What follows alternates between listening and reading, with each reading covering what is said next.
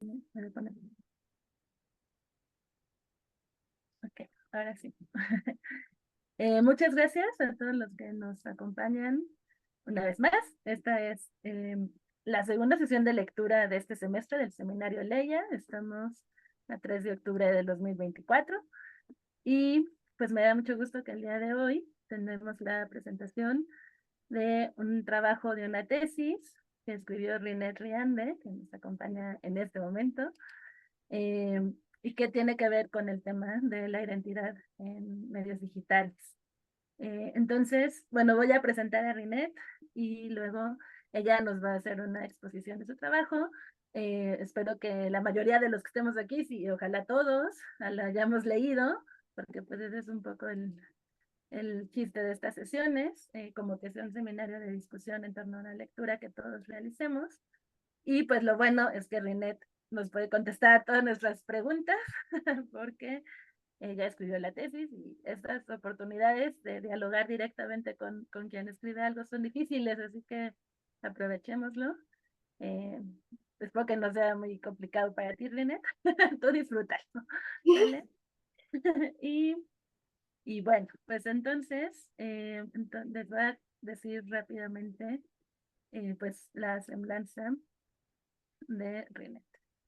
Rinette Rianda González cursa la maestría en Filosofía de la Ciencia en la UNAM.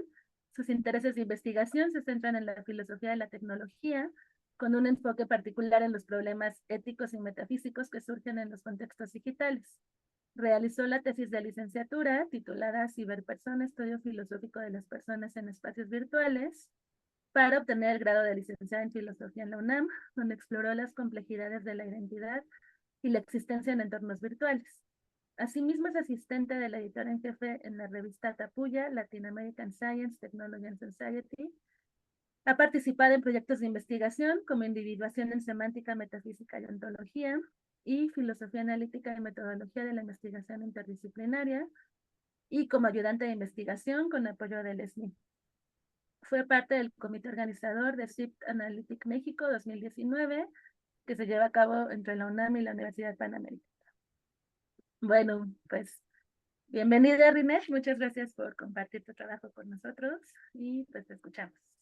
Eh, Vale. Ujú. no sé, aquí yo creo que sí, como la dinámica de la sesión, la podemos llevar un poco como tú prefieras, como que primero expongas todo y al final hagamos como un espacio para discutir, o si crees que en algunos momentos, ¿no? O sea, expones algo y dices, van a haber alguien que quiera decir algo aquí, o si te parece bien que a lo mejor te interrumpan de repente, haciéndote alguna pregunta, como tú prefieres, ¿no? Igual y, bueno, como pudieron ver, la tesis se divide en dos capítulos, entonces quizás después del primer capítulo puedo responder algunas preguntas de cuestiones que salgan en ese capítulo y al final de la segunda sección, que es en la que más nos vamos a entrar hoy, espero, em, otras Hasta, preguntas. Ajá. perfecto. Vale, me parece muy bien. Igual no sé si aquí, bueno, se toman un tiempo de descanso, supongo, entre las horas, ¿verdad? O algo así. Pues normalmente no, en Ah, realidad. bueno, está bien. Ujú. Para tenerlo en cuenta, dije, igual y tengo que terminar antes la presentación o algo, pero vale. No, no, no te preocupes. Bueno, Vale, muchas gracias. no, gracias a ti. Pues voy a empezar a compartir. em,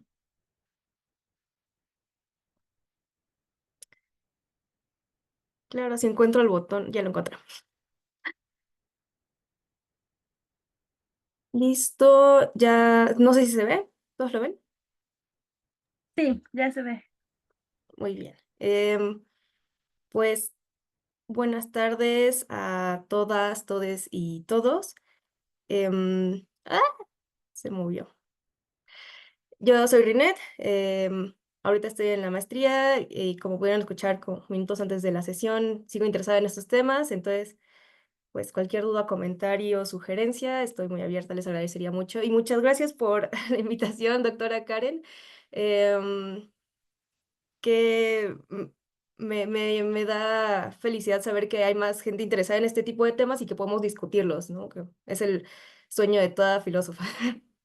Em, pues bueno, yo quería empezar mostrando los objetivos que fueron de esta mi tesis que me llevó a hacerla. Em, en este caso, pues, perdón, se me traba un poco. Em, los objetivos principales eran responder las preguntas que pueden ver en pantalla, que son ¿cómo podemos hablar de la identidad personal en la virtualidad? ¿Y qué implicaciones éticas y morales existen a partir de una concepción de identidad que la englobe, ¿no? O sea, ¿cuáles serían las consecuencias prácticas? Estas preguntas nacen a partir de vivencias propias y que he visto muchas veces replicadas en mi entorno, principalmente, y como tomo de ejemplo más adelante, parece que las redes sociales nos dan la posibilidad de desprendernos de ciertas limitaciones o de que de otra manera podemos dejar de lado, como por ejemplo son relaciones familiares, condiciones materiales, físicas, sociales, de conocimiento, etcétera. Y pues en un perfil, en redes o en la virtualidad en general, una persona puede describir la vida que lleva en cierta medida o bien describir una vida que desearía llevar, creando una narrativa fictiva como diría Beleman. Pero entonces tendríamos que recurrir, para poder hablar de una identidad en redes sociales, tendríamos que recurrir a una teoría de la identidad que no impusiera la corporeidad como una necesidad para concebirla, ¿no? Em, y pues, al menos en este contexto, no creo que que la identidad pueda ser pensada como una mera problemática física, sino que está altamente interconectada con cuestiones éticas, políticas, incluso legales, como ejemplo la ley Olimpia. Y pues tendríamos que tener, mi postura es que tendríamos que tener una base metafísica que nos diga cuál es la persona para poder identificarla y responsabilizarla en espacios virtuales, ¿no? Porque generalmente se hace mucho esta distinción virtualidad y espacio físico, aunque yo no estoy muy de acuerdo con esa distinción, pero bueno. Em, y bueno, para acercarme a estas preguntas, tuve un poco de problemas para responderlas, porque no hay mucha gente hablando de esto puntualmente. Hay gente trabajando en la identidad en redes sociales, pero desde la sociología o desde la psicología, em, pero no convergen con estos puntos metafísicos, quizás de dónde viene esta unidad, que entendemos, hacia dónde, qué abarca esto que entendemos, etcétera. Y pues, bueno, al final le terminé dando la forma que tenemos aquí, la estructura de la tesis. Y esta es,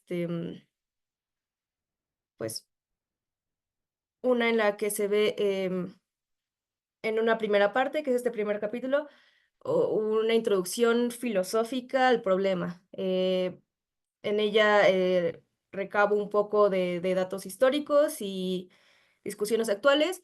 Y ya en el segundo capítulo paso directamente a la virtualidad, a lo que se entiende muchas veces coloquialmente por virtualidad, a lo que algunas personas han teorizado sobre la virtualidad y nuestra estancia en la virtualidad, para concluir bueno, tratando de hacer una comparativa entre teorías de la identidad personal que se han propuesto en filosofía y nuestras actividades o cómo nosotras nos concebimos en la virtualidad. Entonces, pues, la identidad personal.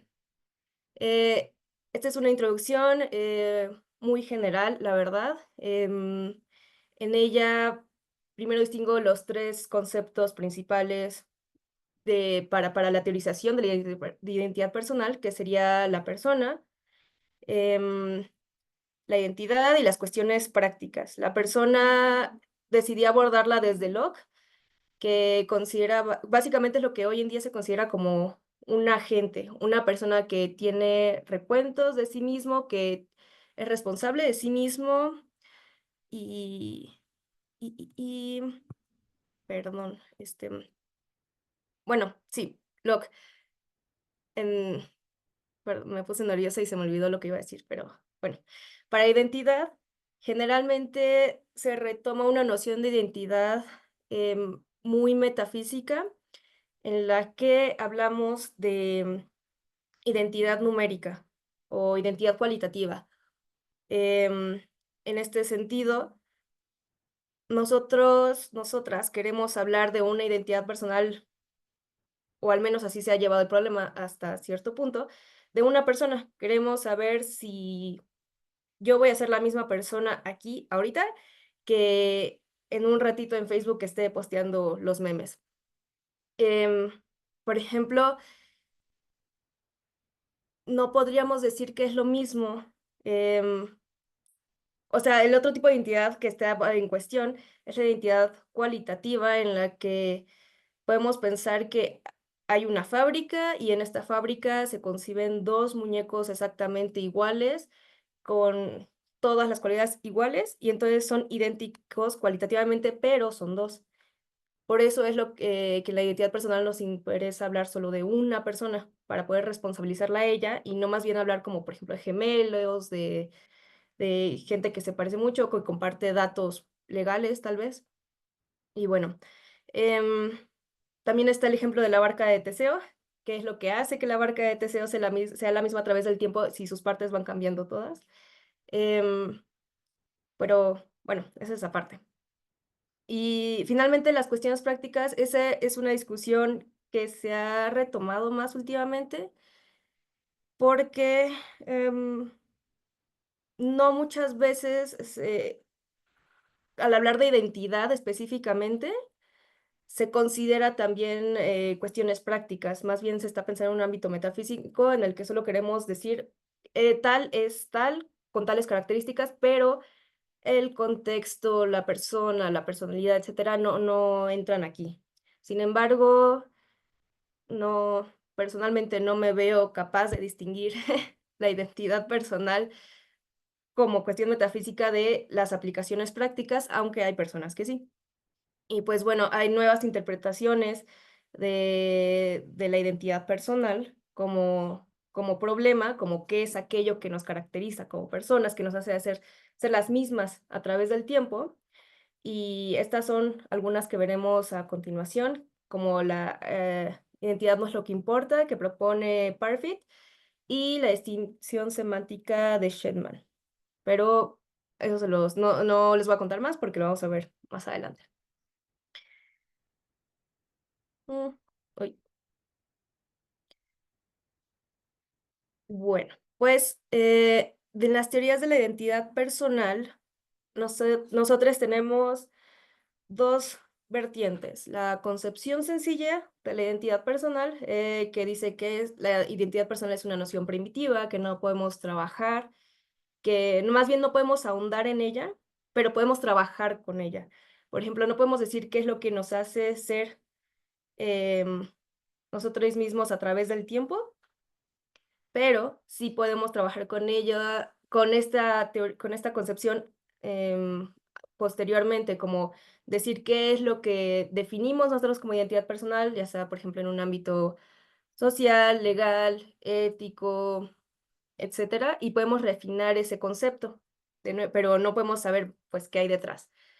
Por otro lado, está la concepción compleja, que es la que se trata a lo largo de la tesis, em, en la cual se cree que sí hay componentes específicos eh, que nos dicen qué es lo que hace que una persona sea la misma a través del tiempo. Y estas son las teorías que vamos a ver a continuación. Por ejemplo, la primera teoría en ser mencionada es la postura psicológica. Creo que pues varios de ustedes pueden saber bastante de esta postura, es un poco clásica. Esta nos dice que la identidad personal se basa, se basa en procesos psicológicos que definen a una misma persona como la misma a través del tiempo. Esta tiene un criterio psicológico de la continuidad en el que se dice que X en T1 es la misma persona que Y en T2, si y solo si X es psicológicamente continua únicamente con Y. Aquí estamos hablando de una identidad numérica y de una, para condición de la persona, ¿no? La persona para esto tiene que ser una persona con una habilidad psicológica suficiente para, por ejemplo,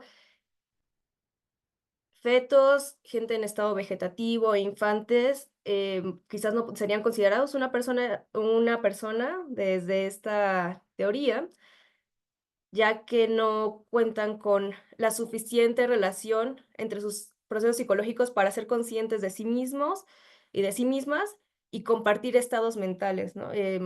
Lo cual pues es un problema claramente.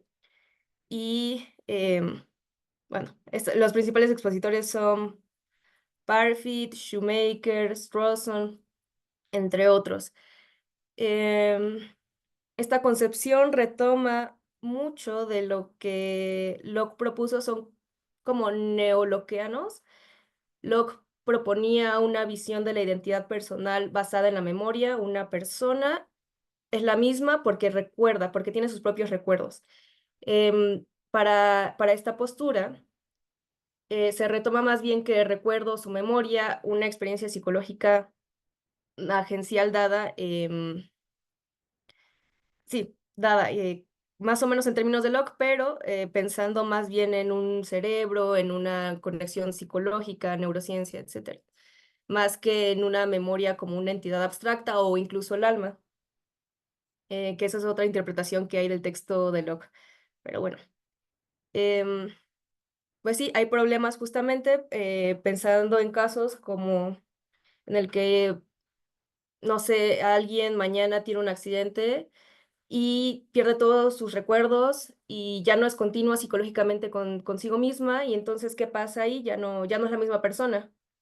Ahora agreguémosle al caso que esta persona cometió algún crimen y como ya no recuerda nada, ya no es la misma persona y no se le puede castigar, ¿o sí? Si es la misma persona, ¿no sería injusto castigar a una persona que no es la misma? Bueno, estos son problemas que tiene la postura psicológica. Em, la otra postura, bueno, la siguiente postura más bien es la biológica. Esta es una postura muy sencilla y está enfocada exclusivamente en al ámbito metafísico, y es que la identidad se encuentra en el cuerpo físico. Hay una continuidad física y eso es lo que nos hace la misma persona. El criterio que sigue esta postura dice que si X es una persona en un tiempo uno y si Y existe en cualquier otro momento T2, entonces X es igual a Y si y solo si el organismo biológico de Y es continuo con el organismo biológico de X.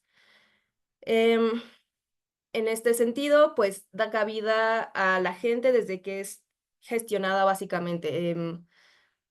Bebés, infantes, fetos, personas en estado vegetativo, etcétera, lo cual resuelve muchos de los problemas de la postura psicológica, pero no siempre es la concepción más adecuada. Esta concepción deja fuera, am, deja fuera la posibilidad de interconectar la identidad con problemas éticos. Eso para los autores y las autoras, los más nombrados son Olson, de Grazia y Snowdown. Estas cuestiones, la concepción de persona es como un face sortal, es sí, un sortal facético de un individuo a lo largo de su vida y no siempre somos personas, como puede ser en el estado de infantes, fetos o personas en estado vegetativo. Y de nuevo dice que todas estas preocupaciones prácticas no pueden ser resueltas a través del estudio de la identidad personal, sino que tendría que irse directo a la teoría ética. Em, Voy a tomar un segundo porque se está apagando mi cuarto y pues está, Sí, está no muy te oscuro. preocupes. No te preocupes.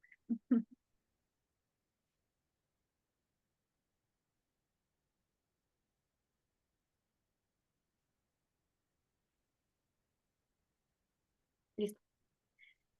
Entonces continuamos. Esa fue la postura biológica. La postura de Identity Doesn't Matter o la identidad no es lo que importa es una postura que desarrolla Parfit frente a todas las problemáticas que enfrenta la postura psicológica. Parfit se da cuenta de que no es posible concebir una identidad personal con los criterios que tienen en mente em, y no llegar a casos como la ramificación de la persona. Es decir, sí, que una persona se haga dos. Él está pensando en el caso de la fisión. Este es un caso en el que se supone hay una persona que tuvo un accidente y hay una posibilidad de salvar los dos hemisferios de su cerebro a ver cuál se salva, ¿no?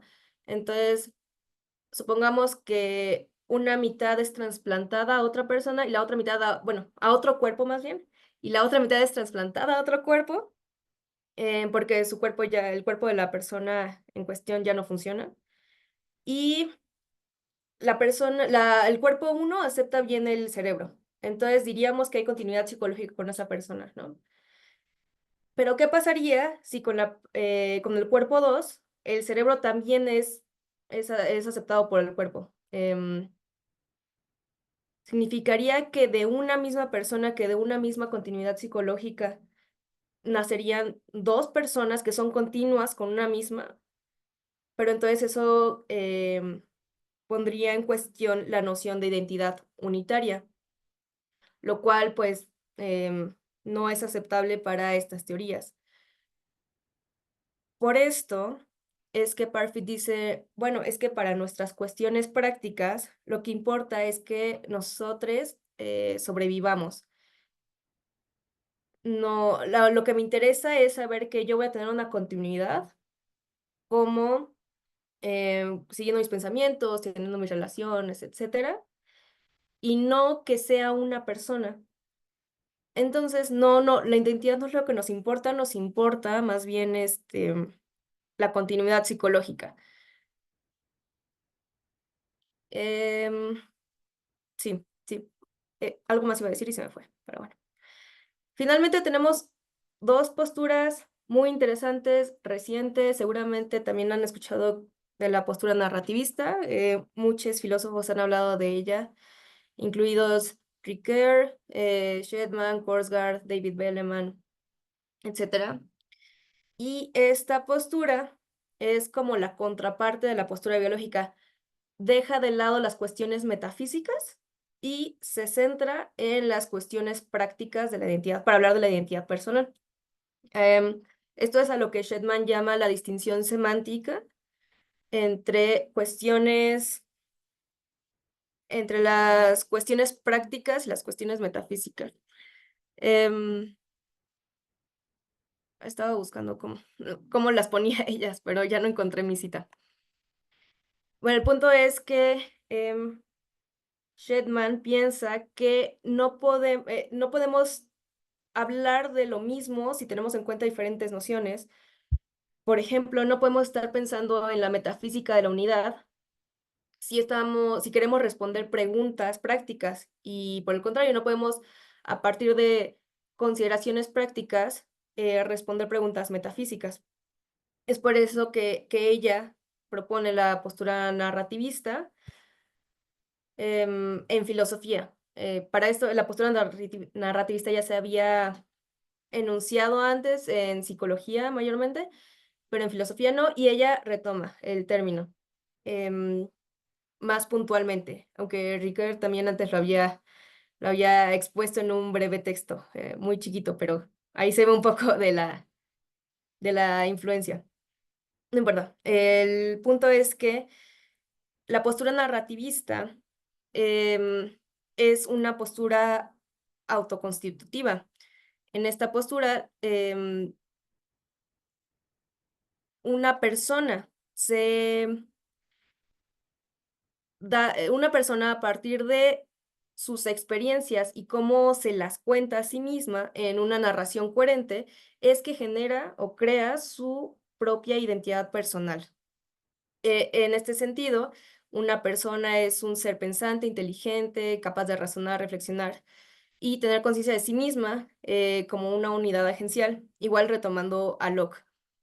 Em, y todas estas actividades mentales o psicológicas le permiten, le permiten formar una narrativa de su pasado, su presente y lo que espera a futuro, para incorporarlo activamente sobre ella misma y generar su unidad personal bajo la cual se pueden generar juicios prácticos.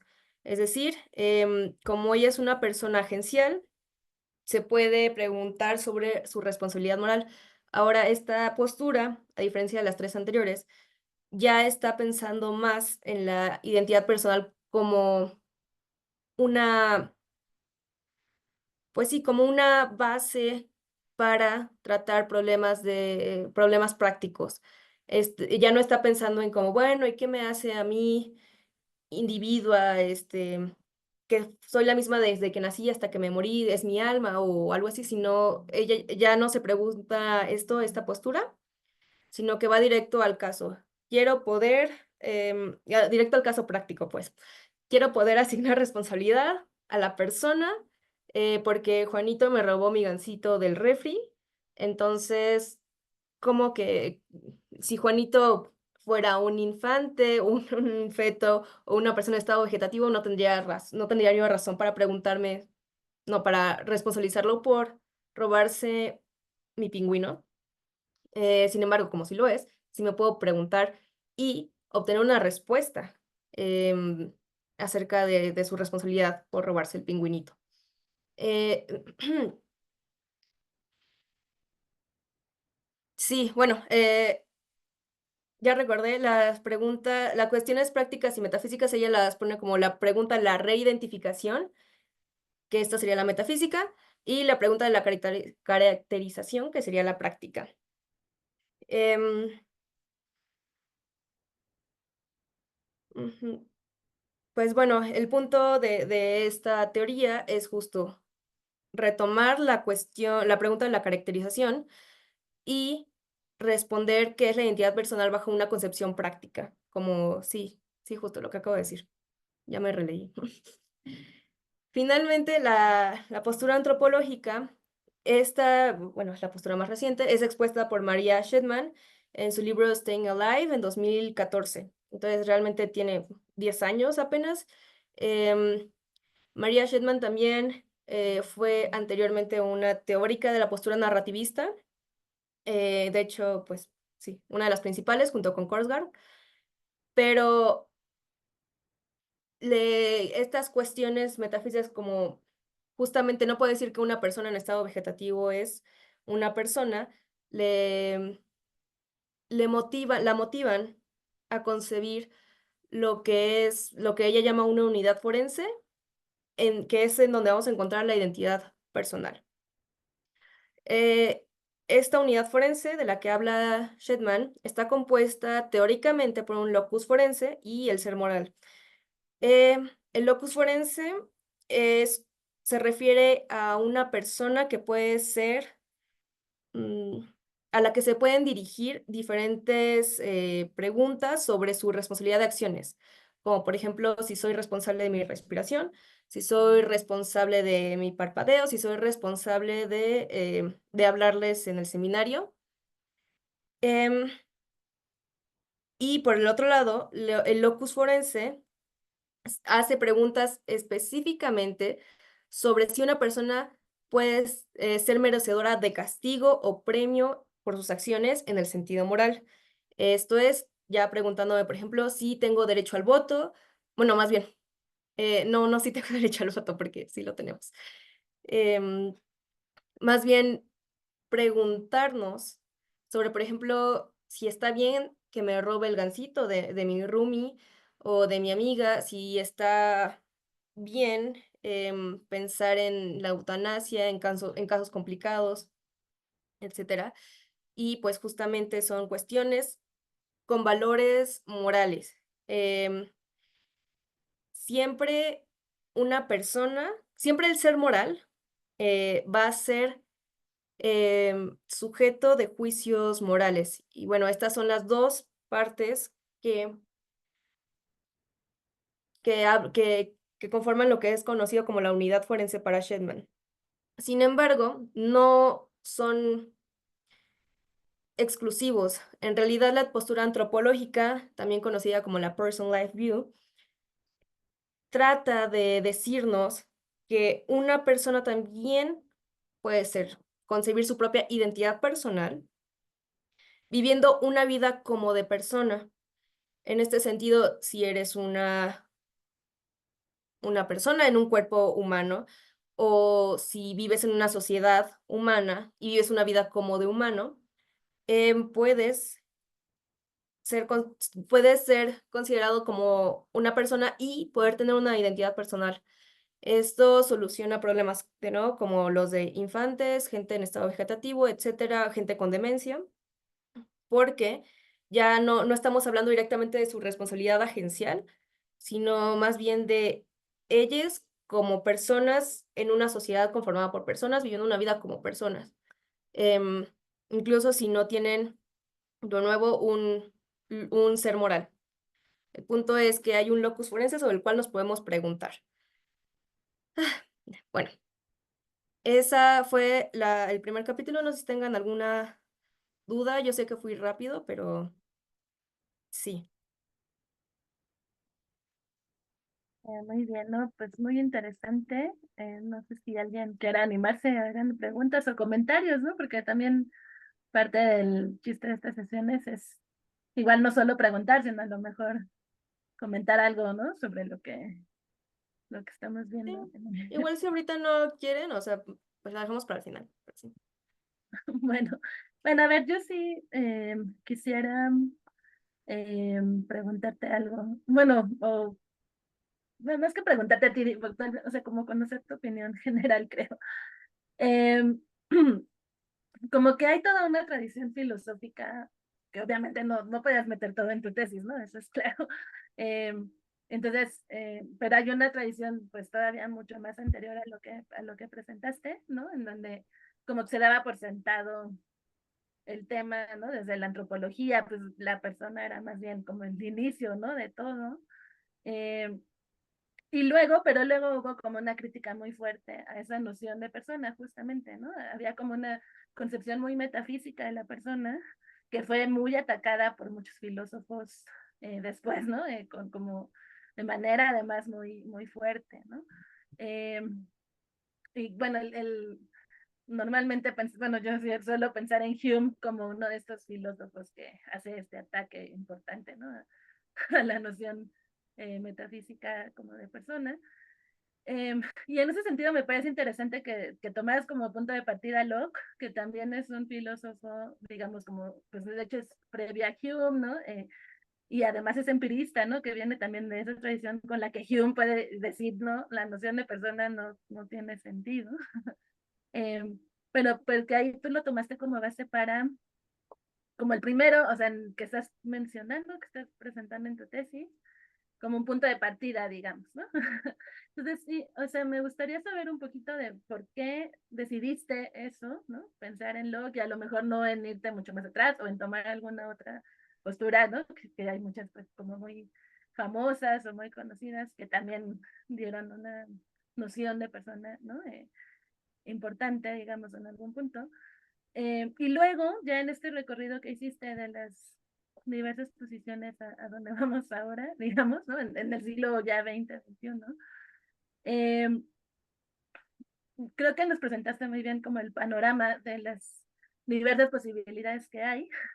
Para mí me gustaría conocer como el balance que tú haces de a ti cuál te convenció más, si es que crees que te convenció más alguna, si no te convenció ninguna, si crees que todas tienen problemas, como a lo mejor qué problema crees que es un problema más grave que podríamos tener que enfrentar, ¿no?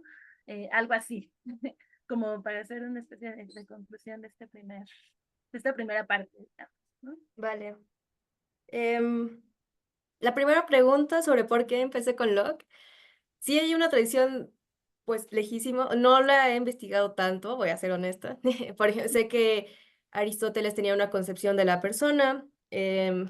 Sé que en el medievo también hubo por ahí algunas concepciones, pero ya más ligadas justo a Dios.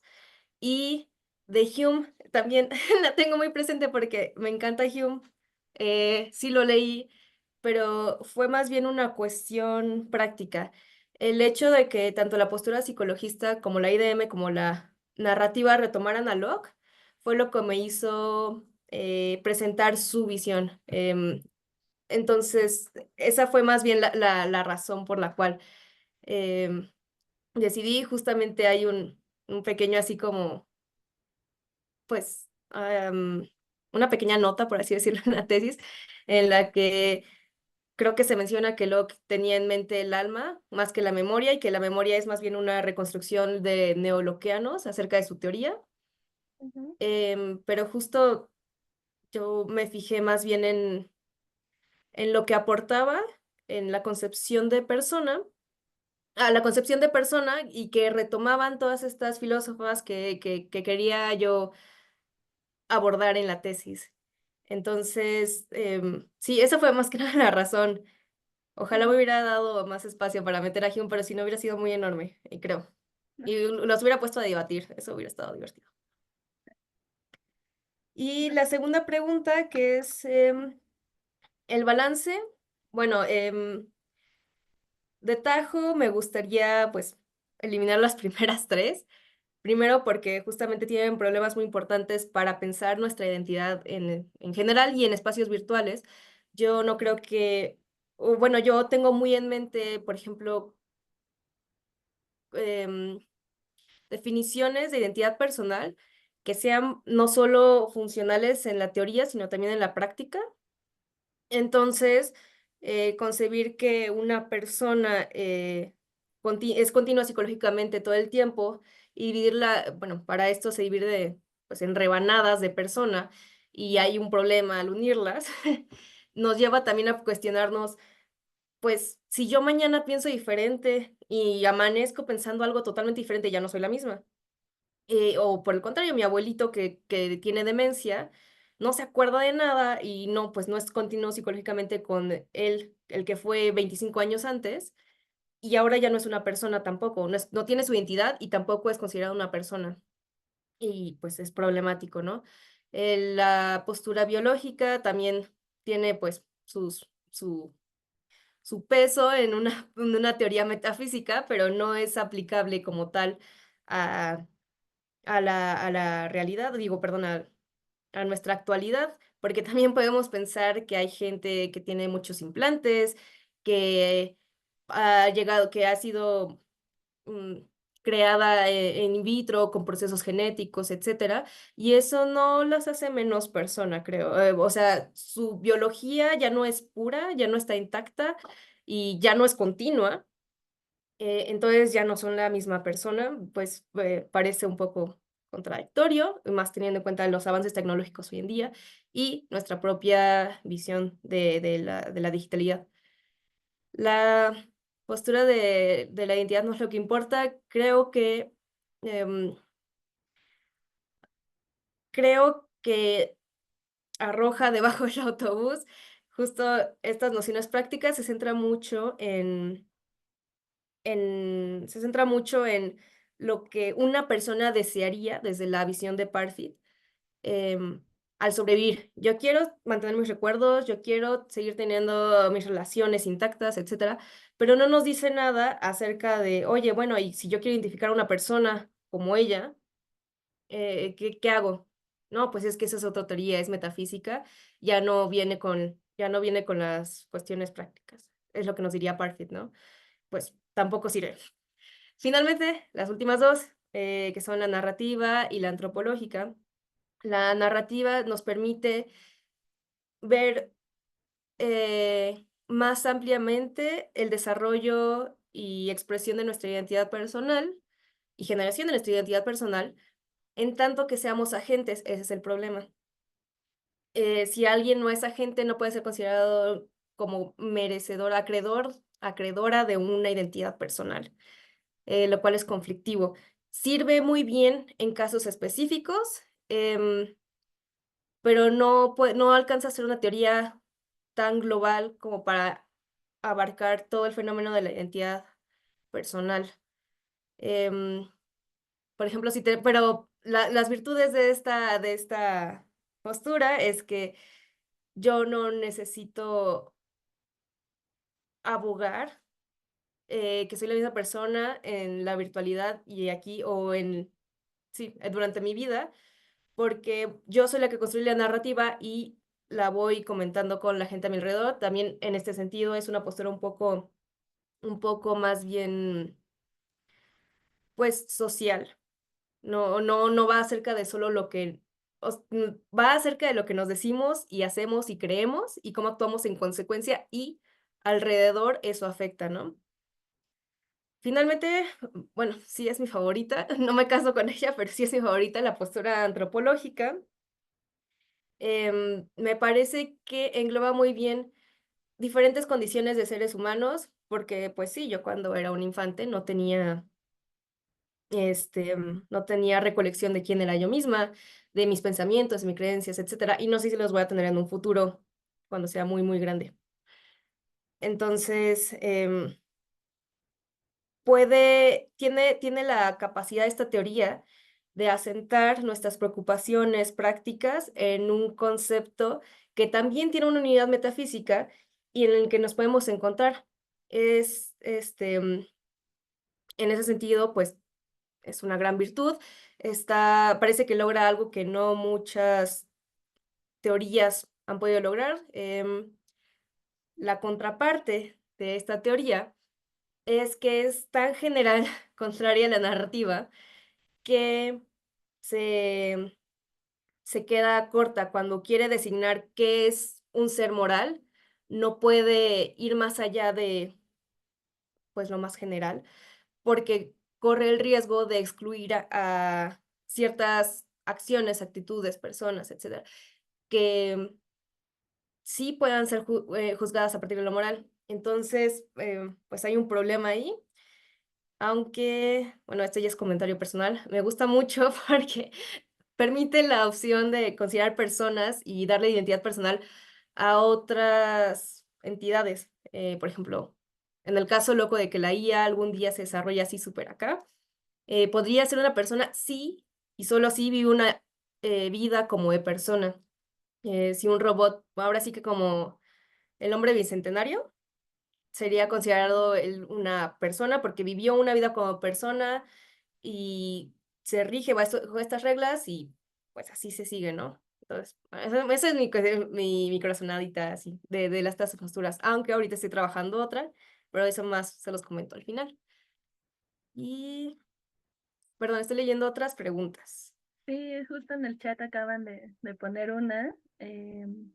María Beatriz Cerdán, gracias por acompañarnos desde Perú, ¿eh? Eh, Gracias. Dice, a su juicio, la persona se define mediante la identidad personal determinada o la identidad personal define a la persona. ¿Qué es lo más funcional? ¿Qué crees que sea lo más funcional? Uy, no sé, no he analizado qué creo que sea lo más funcional en ese caso. Lo he llevado más bien. No, espera, sí. Perdón, me atrapé mentalmente. Creo que lo más funcional es partir de una concepción de persona a una identidad personal, porque en este sentido podemos saber de qué vamos a hablar, hacia qué objeto, qué ente va dirigida nuestra concepción de identidad personal para, para poder tratar, para poder jugar. De otra manera, si tratamos de definir a partir de la identidad personal a una persona, creo que más bien estamos dejando muy al aire em, lo que de lo que queremos hablar y quizás estamos hablando más como de una ontología general del ser que de una persona. Sí, esa sería mi respuesta. No sé si te respondí. Parece. Ok. Eh, bueno, y hace otra pregunta. Entre todas las teorías de la identidad que has mencionado, ¿encuentras un elemento aglutinador o desaglutinador entre ellas? Y Sí, cómo. creo que no lo mencioné, pero básicamente el elemento aglutinador de todas estas teorías es que todas proponen un criterio de identidad a través del tiempo. Em, el criterio, no sé si esa es tu pregunta, si quieres especificarla más, sin problemas, pero todas ellas tratan de ver qué es esa cosa, qué es esa estructura, margen, referencia, etcétera, qué nos hace personas y lo proponen a través de criterios. Por ejemplo, el criterio psicológico, X es la misma persona en tiempo uno que Y en tiempo 2, sí y solo sí, comparten los mismos estados mentales, son psicológicamente continuas, perdón. La biológica, si comparten el mismo cuerpo. La narrativa nos dice que el criterio es si tenemos una narrativa coherente para nosotros. Y la antropológica nos dice que el criterio es que viva una vida como de persona. Entonces, eso es lo que aglutina estas teorías como teorías complejas de la identidad personal. Sí. Ok, no, eso sí está muy interesante, ¿eh? Bueno, yo creo para muchas cosas distintas. Es que, digo, y ahorita vamos a la parte de de las redes, ¿no? De los entornos digitales, pero esto tiene un montón de implicaciones a muchos niveles antes de llegar a las redes, ¿no? Entonces estaba pensando, y bueno, y obviamente también después, pero en cuestiones jurídicas, pues hay un montón de problemas, ¿no? Para determinar como si la noción de persona es relevante o si solo esto de las acciones, ¿no? Pero en ese sentido, digo, a mí tampoco me gustan, pero esas propuestas que dicen, podríamos evaluar solo moralmente algo sin necesidad de que haya una persona, pues pueden ser interesantes porque pueden tener muchas implicaciones en términos legales, por ejemplo, ¿no? En términos jurídicos. Y bueno, y algunas buenas y algunas malas, que eso también es lo interesante. O sea, creo que eso a veces no lo notamos mucho, pero, o sea, podría ser que no todas las consecuencias de elegir una de estas posturas sean necesariamente buenas o que todas sean malas, sino que podrían haber algunas buenas y algunas malas en diferentes casos, ¿no? Entonces, pues ahí va a haber, y obviamente cuando metemos lo digital, cuando haya que hacer legislación de lo digital y de todo, va a haber un montón de problemas que sí Sí. van a ser, que tienen que ver con esto, que van a ser difíciles, ¿no? Eh, bueno, fíjate, justo María Beatriz nos pone, ¿no? Es verdad, los abogados tenemos mucho que pensar desde lo jurídico respecto a la identidad de los espacios digitales. Y bueno, Esteban levantó la mano. Hola, Rinet, muchas gracias. Mi pregunta es sobre esta parte de la identidad de los agentes en Corscar. Decías esto sobre cómo la identidad es difícil de determinar en cuanto a agente, porque es difícil determinar cuando uno no es agente, ¿no?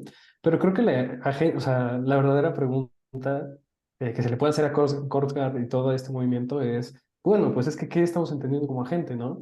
En Corscar, o sea, es que por lo que tengo entendido, esta agencia se da en tanto que un ente es capaz de autodefinir un papel como un rol, y en esa identificación del rol es en donde se da la agencia.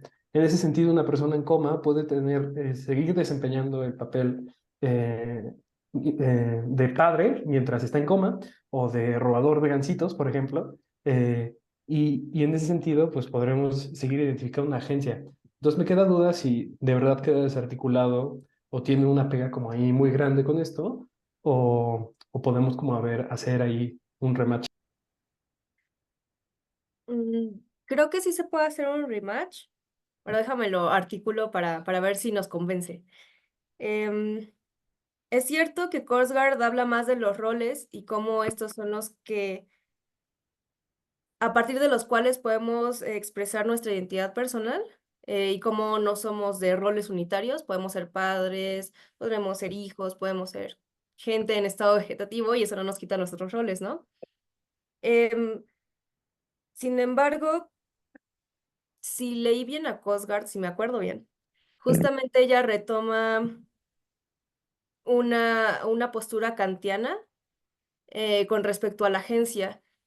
Y Kant justamente creo que retoma un poco de Hume y un poco de, creo que también un poco de Locke. No estoy segura y no te voy a afirmar eso. Pero justo al hablar de la responsabilidad, Kant, desde Korsgaard, habla de una agencia en términos de nuevo medio lockeanos yo soy la persona que es consciente, tengo mis memorias, tengo ciertas condiciones mentales a partir de las cuales puedo decidir cómo actuar, cómo contar mi narrativa. Más bien al revés, cómo contar mi narrativa y cómo actuar en consecuencia. Entonces, cuando una persona deja de tener la posibilidad de contarse una narrativa y actuar en consecuencia, es cuando parece que pierde la posibilidad de ser, de tener una identidad personal. Em, Estoy recordando unas cosas de Coast Guard. Agencia. Sí, sí, creo que, si no mal recuerdo de nuevo, Coast Guard liga mucho la noción de rol, pero con su aplicación directa, su acción, de su actuación, pues, de este rol. Ok, muchas gracias. Sí, de nada. Igual sí, espera, por aquí tengo, siempre está aquí Coast Guard en nuestro corazón. Entonces, si quieres luego te lo paso y lo leemos con más detalle. Muchas gracias. Muchas gracias, Linet. Y bueno, pues gracias por las preguntas. Pues yo creo que sí que ahorita pasamos entonces al siguiente capítulo. Muy bien, entonces vamos al siguiente capítulo. ¿Se sigue viendo la pantalla? Sí, Vale, muy bien. Este siguiente capítulo más bien es en el que pues nos empezamos a entrar un poco más en estos temas que son espacios digitales, virtuales, redes sociales, etcétera. Creo que esto no necesita mucha contextualización, pero de cualquier manera, si queda alguna duda pueden decirme. Y es que pues en la actualidad no podemos concebir, o no es muy posible concebir, no es casi imposible concebir una distinción tajante, dura entre nuestras interacciones virtuales y nuestras interacciones físicas. Por ejemplo, em, las comunicaciones, servicios, diferentes métodos de aprendizaje, etcétera, también son ahora llevados a cabo en la virtualidad. Em, y, ah,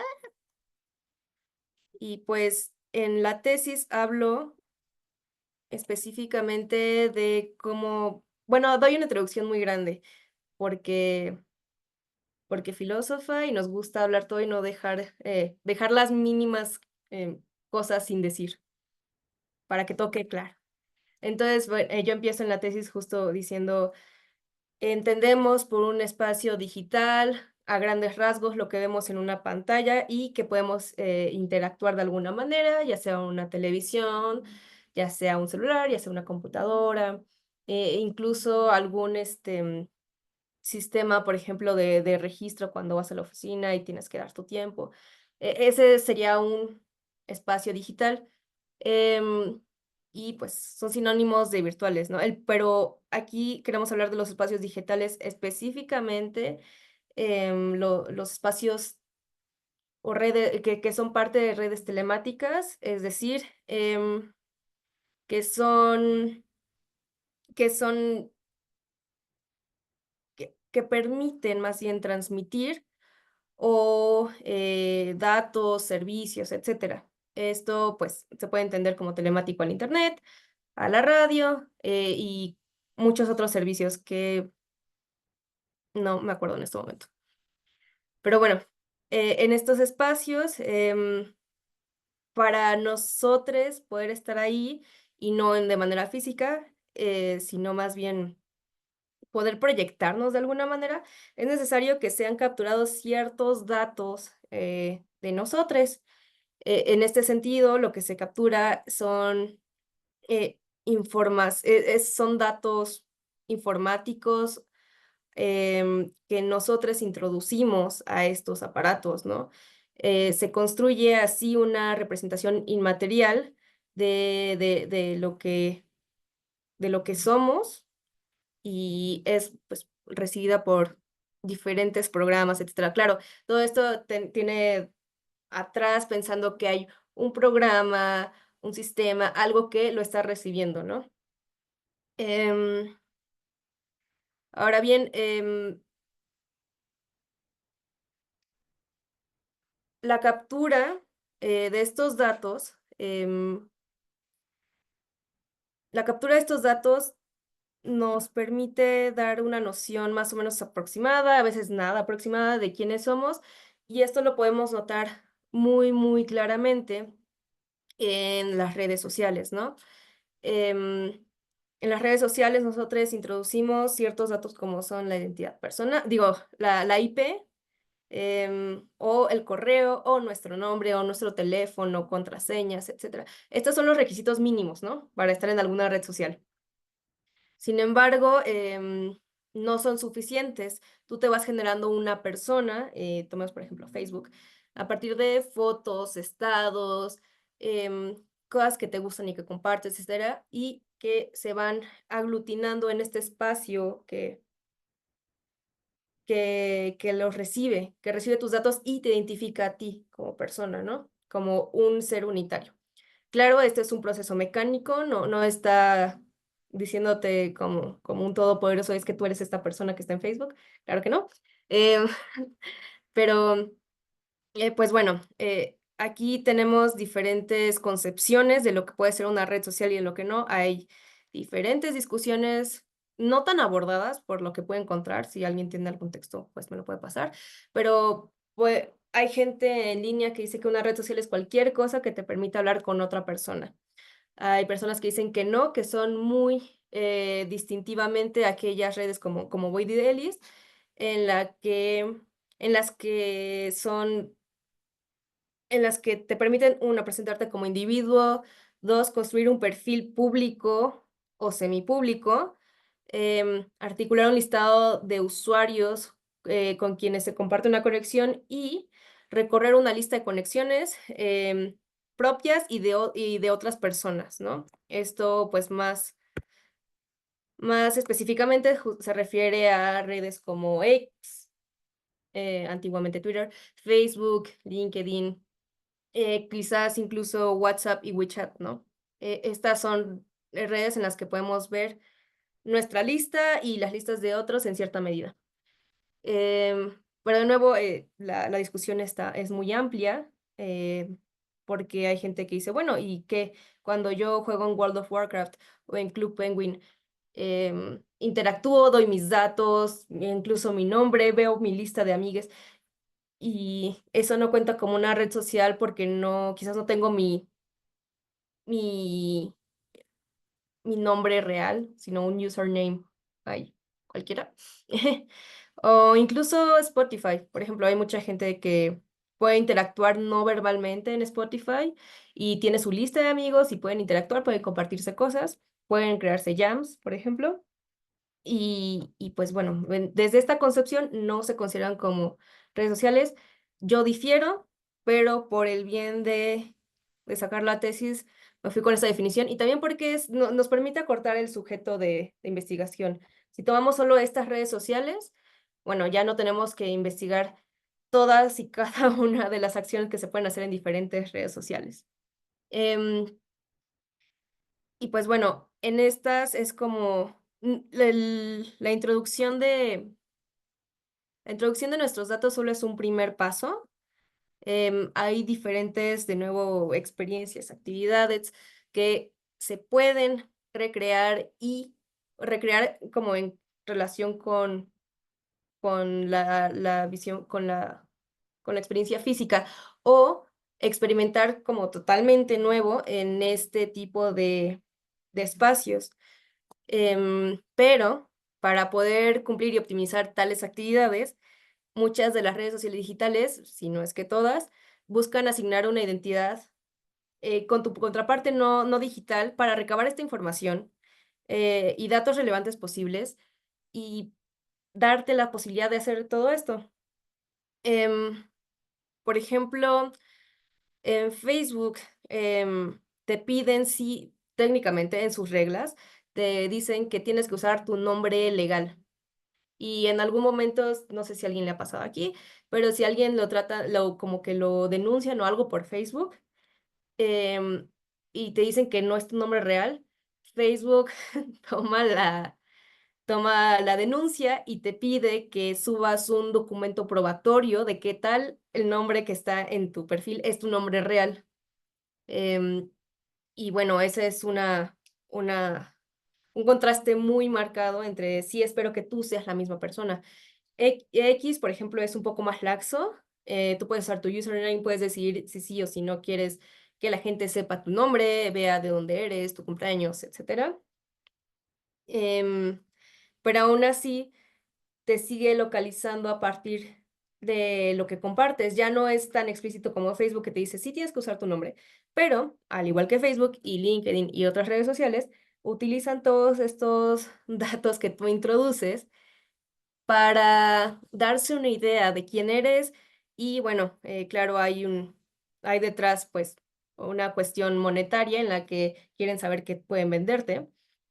Em, Quieren saber con quién puedes conectar para que pases más tiempo ahí, veas más ads, etcétera. Em, pero estas no son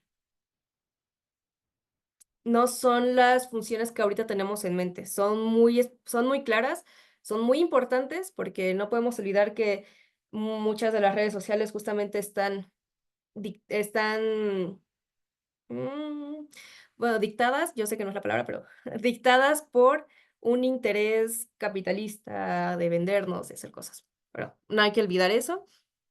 Y bueno, al hacer esto crean un perfil em, general en el que pues tú tienes, y esta es la parte importante, tú tienes la posibilidad de seguir construyéndote en el sentido de construir tu identidad personal, de decidir si quieres que sea una conexión casual, quieres que sea algo anónimo, quieres que seas tú mismo, quieres lo que sea, pero tú puedes compartirlo, tú puedes definirlo sin tener en cuenta estas limitaciones que mencionamos al inicio, ya sean socioeconómicas, materiales, físicas, entre otras.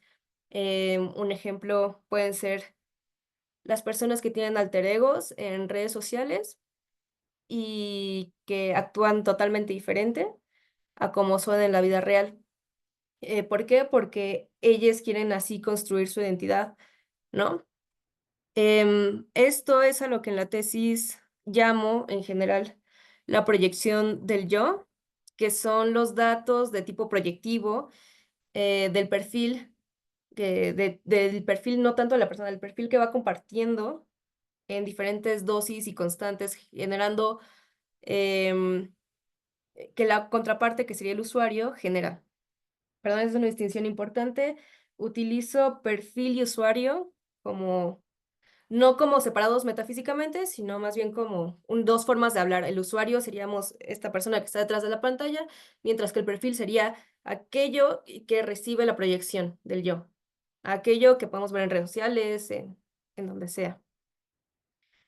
Ahora bien, hay problemas al considerar ciertos casos, como los casos que uso en la tesis, que son aquellos que se cuestionan, ok, ¿qué pasa si yo, Rinet,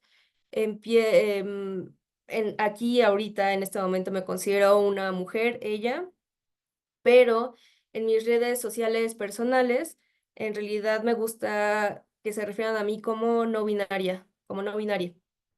Em, no me gusta que me traten en la virtualidad como ella, prefiero ser neutral, etcétera.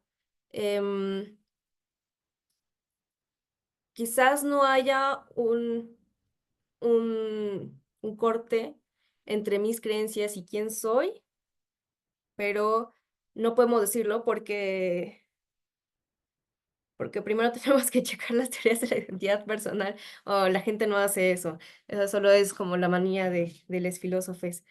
Pero sí, uno podría preguntarse, oye, pero si en la virtualidad yo soy no binaria y en lo físico me considero mujer, Eso es como legal, no soy como dos personas diferentes, si se vale, ¿por qué sería diferente el espacio virtual de lo físico, ¿no? Y por qué sí parece ser, en un caso muy extremo, que pueda haber dos personas que son muy diferentes, ¿por qué? ¿Cómo se da esto?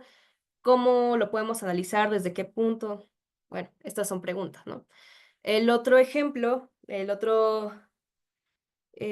otra viñeta que uso es la de un científico que vamos a nombrar Luis. Si hay algún Luis, por favor, no se lo tomen personal, solo tomé un nombre al azar, em, en el que em,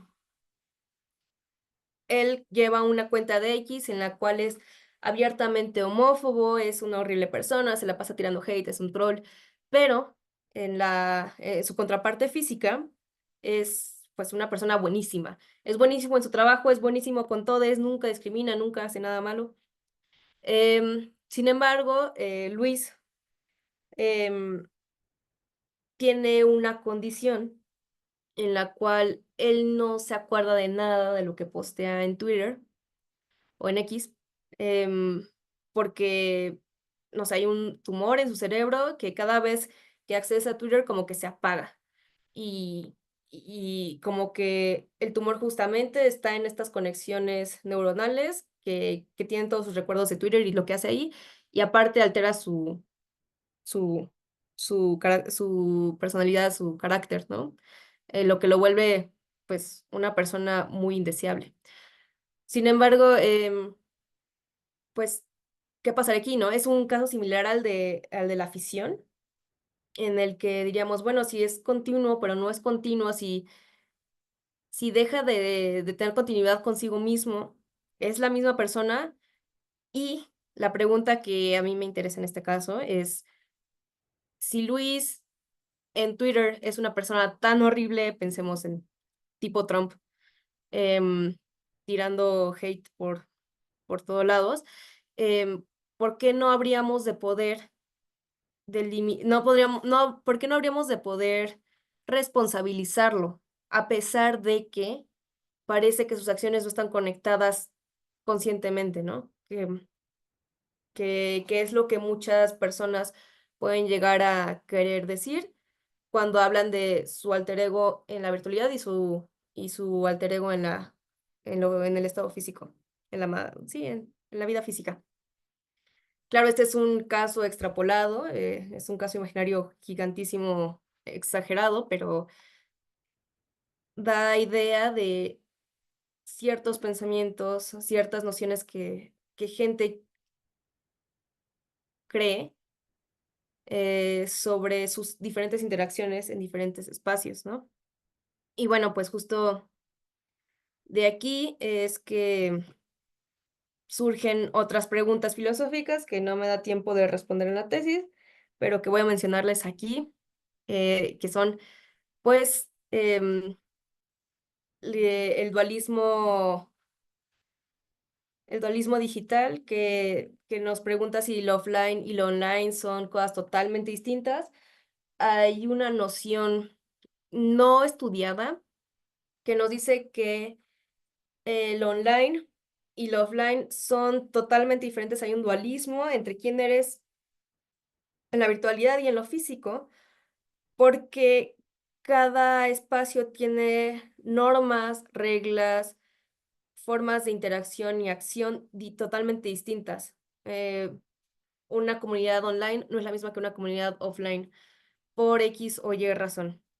Em, Sin embargo, esta pregunta, bueno, muchos académicos lo, no lo pelan o lo dejan algo así más bien como, pues no, nadie creemos que sí son algo separado, y más teniendo en cuenta las interconexiones actuales entre redes sociales, espacios virtuales y nuestra vida en común.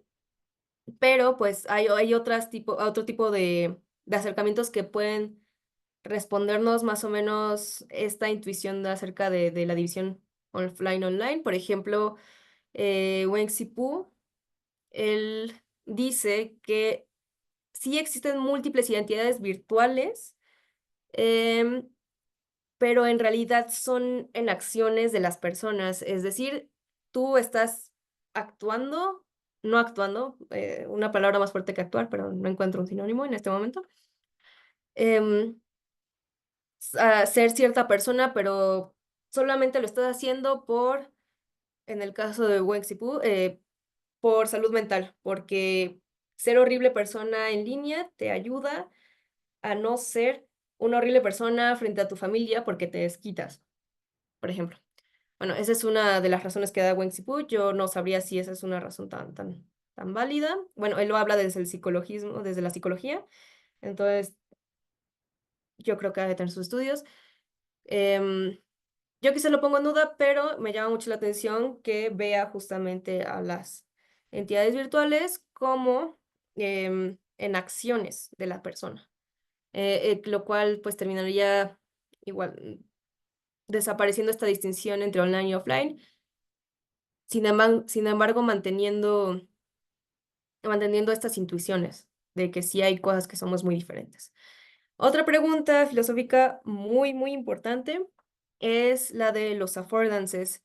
Estos son relevantes para la identidad porque, al menos a lo largo de la tesis, he asumido que las posibilidades de acción que se encuentran en espacios virtuales, específicamente en redes sociales, se pueden encapsular, no, más bien pueden encapsular diversas actividades que nos permiten llevar a cabo prácticas identitarias, como son las proyecciones del yo.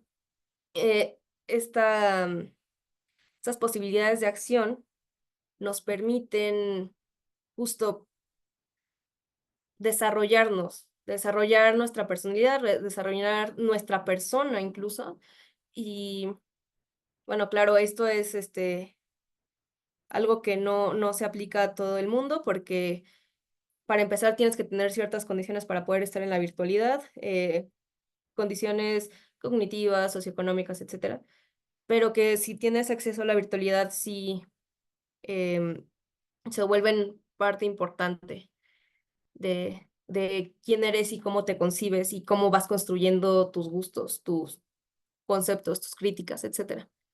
Finalmente, una duda que ha estado pues, durante toda la exposición es sobre si una persona, un usuario y un perfil son lo mismo.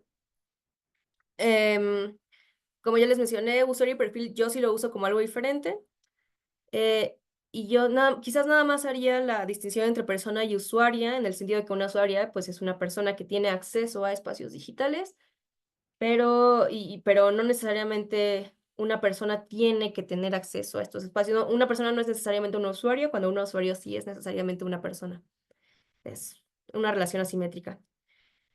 Pero bueno, estas son preguntas que podremos discutir, que igual les pueden dar alguna noción del tipo de cosas con las que podemos lidiar al preguntarnos por la identidad personal en espacios virtuales. Y pues a continuación, lo que sigue son las teorías que vimos, las teorías de la identidad que vimos anteriormente, pero, pero a partir de ciertas preguntas para ver cómo funcionan. Em, en el primer caso tenemos em, las nociones que doy para hacer una corroboración entre las posturas de la identidad y lo que entendemos por virtualidad o nuestras prácticas identitarias en la virtualidad, son a partir de ciertas preguntas que tomo en consideración, teniendo en cuenta los casos que les mencioné anteriormente. La primera ¿es posible o no adaptar las experiencias a la postura? En este caso, bueno, los iremos viendo uno a uno, pero si es posible adaptar las experiencias a la postura, entonces hablamos de que podemos hacer el resto de las preguntas. Si no se puede, no tiene mucho caso, como pues esta postura, por ejemplo, no embona con las experiencias virtuales, entonces pues no nos sirve para hablar del tema. Ahora bien, pues si pasa el filtro, nos preguntaremos si se cumplen em, los criterios que marca la postura, todos, o cuáles sí, cuáles no, cuáles son los problemas a los que se enfrenta, cuáles son sus implicaciones morales.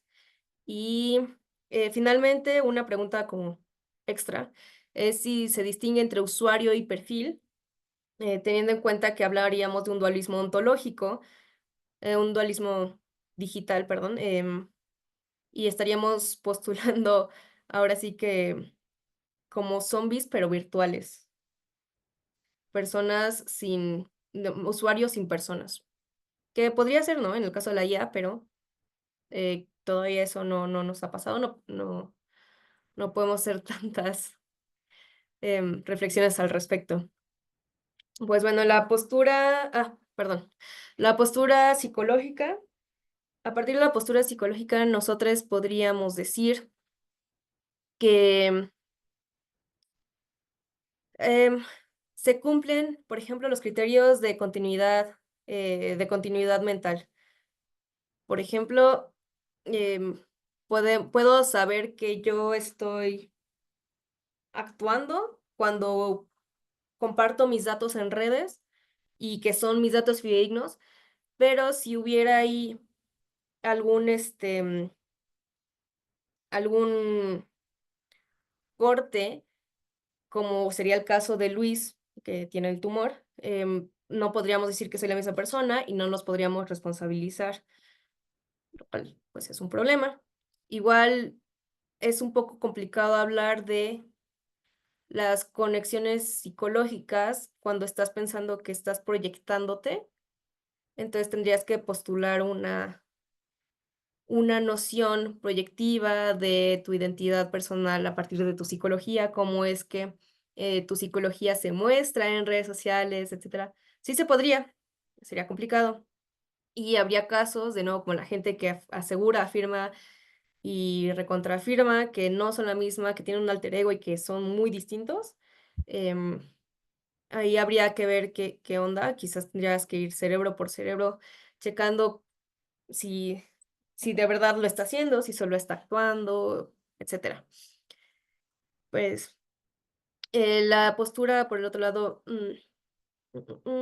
la postura biológica em, tampoco es tan adaptable, de hecho es la menos adaptable a, a nuestra, a nuestra discusión, porque postula entidades meramente físicas sin la posibilidad de extenderse. Estaría muy interesante ver ahí cómo sería bueno, cómo se contrapondría la teoría de la mente extendida, pero no es el caso. La postura biológica solamente nos dice, no, si no es parte de tu cuerpo, no es parte de tu identidad. Entonces, queda descartada.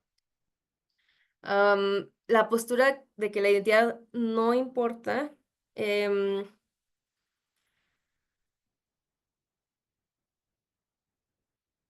postula una manera distinta de trabajar con la virtualidad, ya que pues nos da la posibilidad de indagar alternativas a la identidad personal para sustentar la permanencia inmaterial de la persona y su responsabilización.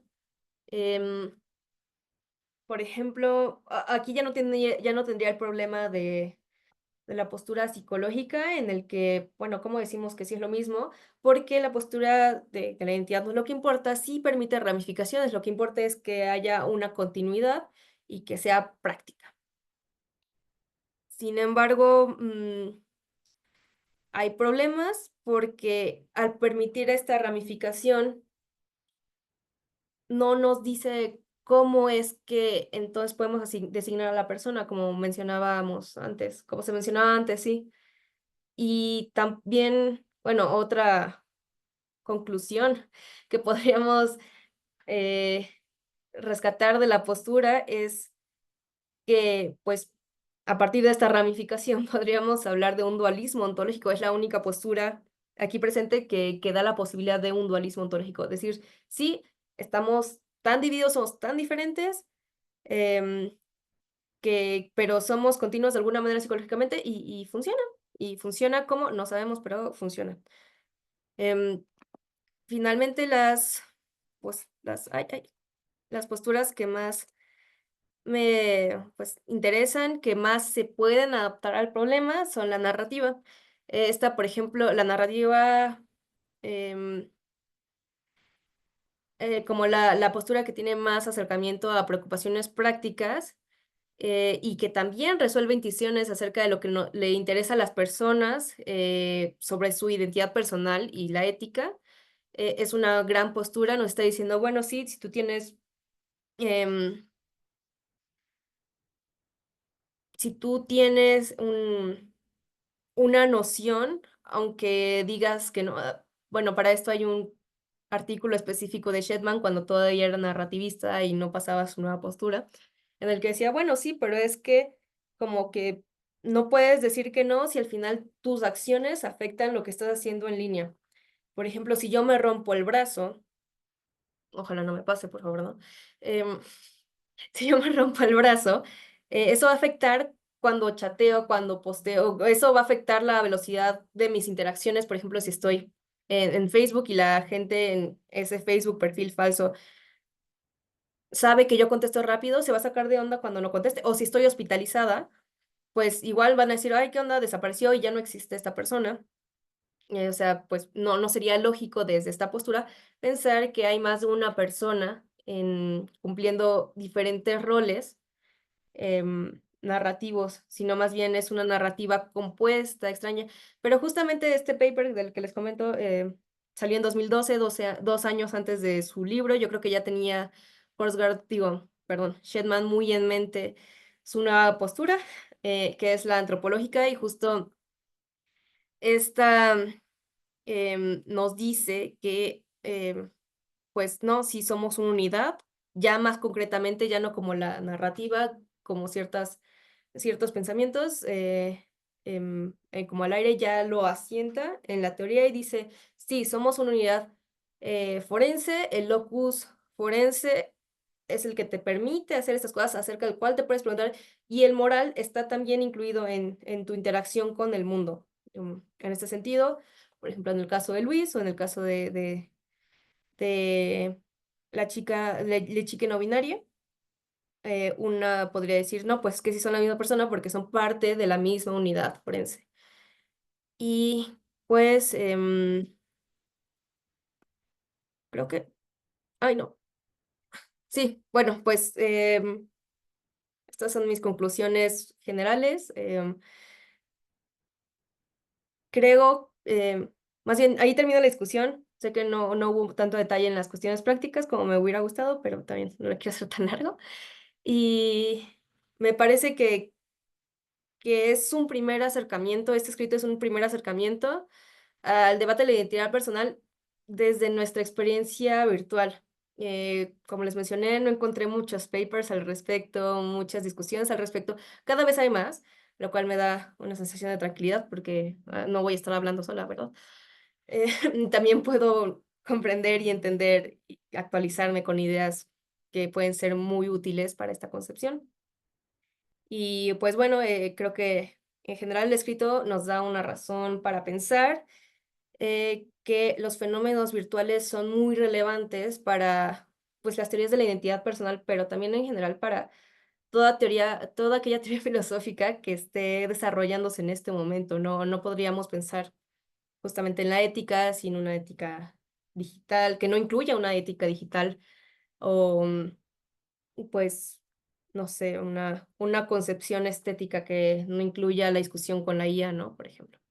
Pero bueno, esas son mis conclusiones. Y me fui muy rápido, pero por favor ustedes coméntenme lo que quieran. Yo feliz de explicarles, de comentarles, de escuchar lo que me tengan que decir. Pues muy bien, muchas gracias, Rinet.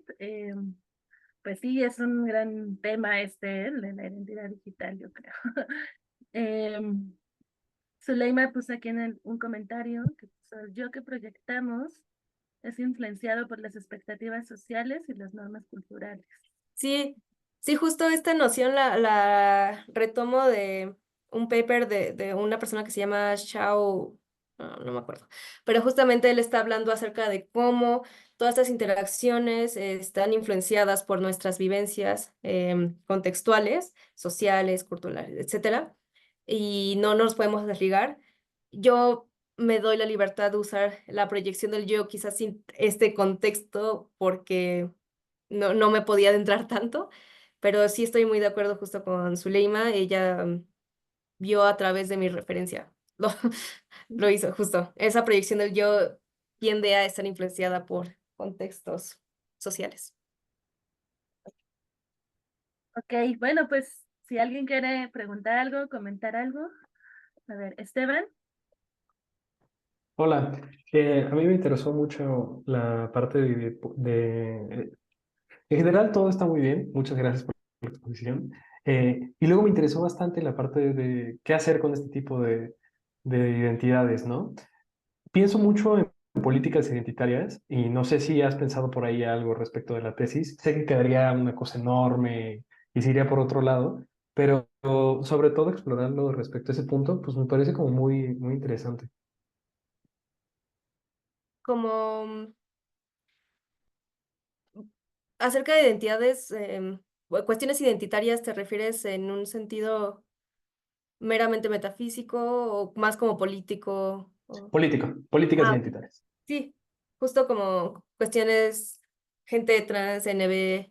Sí, justo legislativas, de cara justo a una identidad, ya no solo, o sea, si de por sí las políticas identitarias ya causan ruido hoy en día, ahora pasarlo al ámbito digital me parece todavía una cosa más interesante en tanto legislaciones, derechos, si se tendría que respetar justo a la persona binaria desde un ámbito legislativo, cómo se protege, de nuevo traer la ley Olimpia. Me parece muy interesante todo este, o sea, todo este aparato identitario pues, se va consolidando como ya en un marco pues, real, ¿no? Parece que nos afecta ya hasta un nivel práctico incluso. Sí, sí, sí, sí lo he pensado, no he llegado a conclusiones, em, justamente porque hay dos cosas que hay, hay dos posibles consecuencias que he pensado acerca de llevar a la noción de identidad digital al ámbito político y una es que se limite nuestra posibilidad de, de concebirnos, ¿no?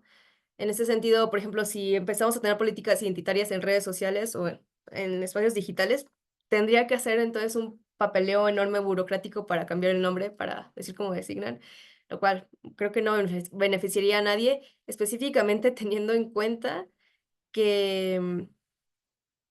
teniendo en cuenta que muchas de las personas hoy en día que tienen algún tipo de cambio, ya sea hacia ser una persona trans, queer, no binaria, cambio de género total, lo que sea, o simplemente no se asumen como a partir de la distinción binaria del género, eh, empiezan muchas veces a partir de las redes sociales, como que es el nicho donde empiezan a explorar, empiezan a notar quiénes son, qué es lo que quieren, etcétera. Entonces, por un lado, pues nos prevendría de problemas de responsabilidad, ¿no? Como, ok, yo puedo identificar a Trump en X y a Trump como, sí, como ay, casi presidente. De nuevo, no voy a hablar al respecto, perdón. Pero, o sea, si lo puedo identificar, entonces significa que puedo responsabilizarlo em, por su discurso misógino, machista, homofóbico, xenofóbico, etcétera. Y prohibirle entrar, por ejemplo, a Twitter, ¿no? Decirle, oye, hermano, no puedes esparcir tu discurso de odio siendo una persona así tan influyente y hay consecuencias para este discurso de odio.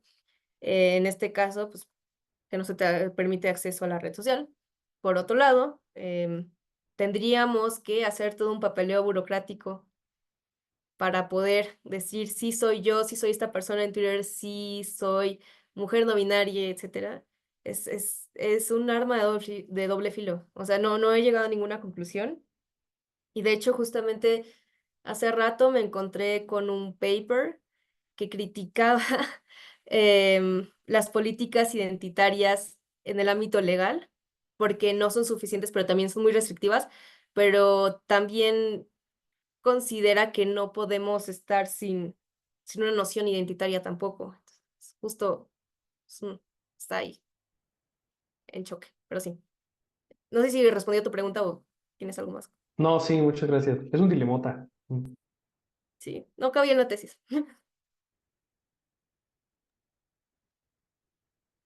Muchas gracias a los dos. Pues alguien más, anímense a comentar si leyeron el trabajo de Linet, ¿no? Pues, pregúntenle algo. O si quieren ya expandir la discusión, que se nos haga más amplia, pensando a lo mejor hasta en casos específicos, ¿no? Problemas que veamos. Creo que eso también podría ser muy interesante.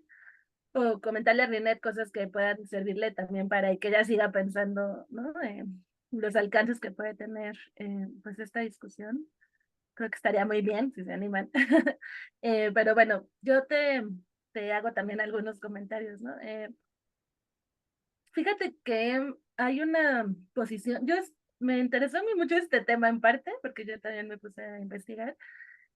Yo quería, bueno, o sea, digamos, uno de mis intereses de investigación recientes, un poco más recientes, tiene que ver con la civilidad digital, con la posibilidad de decir que pues nuestras acciones en redes sociales y en espacios virtuales, eh, pues sí, sí son de nosotros, en esa medida tienen alguna responsabilidad y pues que deberíamos de pensar qué hacemos en ellos, ¿no? Cómo actuamos y cómo interactuamos con los demás eh, pues con bastante conciencia, digamos, ¿no? Como, no para decir no se vale hacer esto, sí se vale hacer esto, pero creo que muchas veces ni siquiera somos conscientes de que lo que estamos haciendo ahí, pues dice algo de nosotros y, ¿no? Y que eso pues causa muchos problemas, que luego hay, ¿no? Ya hay muchos casos conocidos, ¿no? De situaciones, pues que pueden ser de violencia, ¿no? Eh, así, o sea, de todo tipo, tanto positivos como negativos. Pero digamos, antes de llegar como a evaluarlas en ese sentido, a mí me interesaba también mucho como encontrar pues un caminito, ¿no? De decir, eh, ok, bueno, a ver, estamos hablando de cosas que pasan en entornos digitales y cómo llego hasta quién las hizo y cómo tomamos a la persona ahí, ¿no? Y entonces en parte por eso, o sea, a la hora de estar pensando en todo esto, me fui dando cuenta de que era muy importante como poder determinar, como que, así como empezamos con la noción de persona en general, para de ahí llegar en el camino más tradicional, ¿no? A las acciones y a la ética, a la responsabilidad y demás. Yo decía, bueno, pues entonces tiene que haber algo así como la persona en las redes sociales y mi identidad. Pero ahí el problema empezó a surgir cuando pasa esto, tal cual lo explicaste muy bien, ¿no?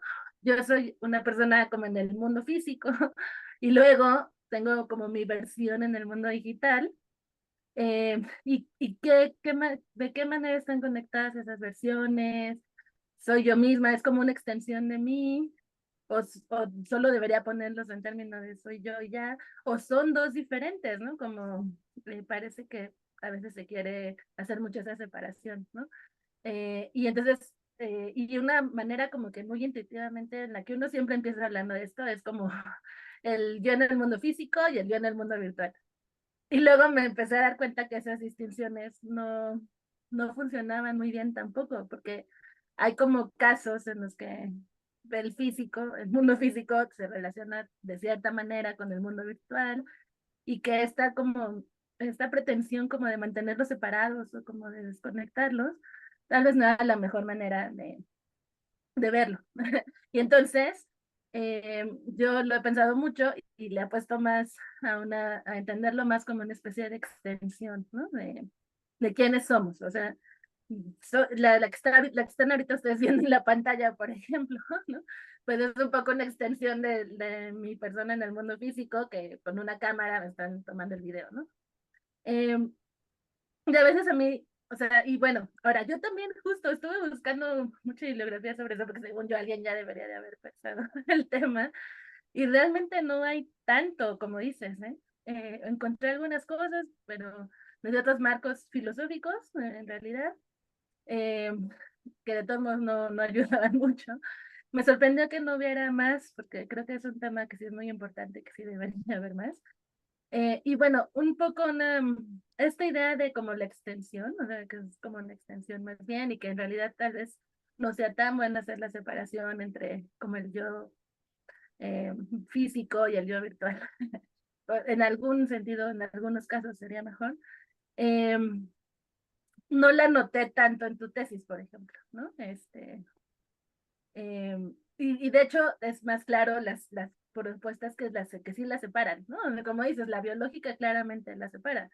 Eh, pero, pero también, como dices, parece que ya no nos va a alcanzar, ¿no? O sea, para todas las cosas que vivimos y para todos los problemas que estamos enfrentando en el mundo contemporáneo, en realidad sí, tendríamos que pensar en estos problemas y en este tema específico con mucha más profundidad y proponer algo más sofisticado, porque todo esto que estamos viviendo ya en el mundo, digamos, virtual, tiene muchísimas más implicaciones eh, que van a afectar a todos y que sí es un problema, ¿no? Entonces, bueno, por una parte, me gustaría saber si lo has pensado tú en esos términos, como de verlo más como una extensión, porque también siento, a ver, aquí también tú dime, ¿no? ¿Qué piensas? Que a veces los filósofos sí somos muy dados a irnos a ver los casos extremos, ¿no? Y entonces, en ese sentido, eh, pues claro, o sea, todos estos problemas de las personalidades múltiples y las desconexiones, ¿no?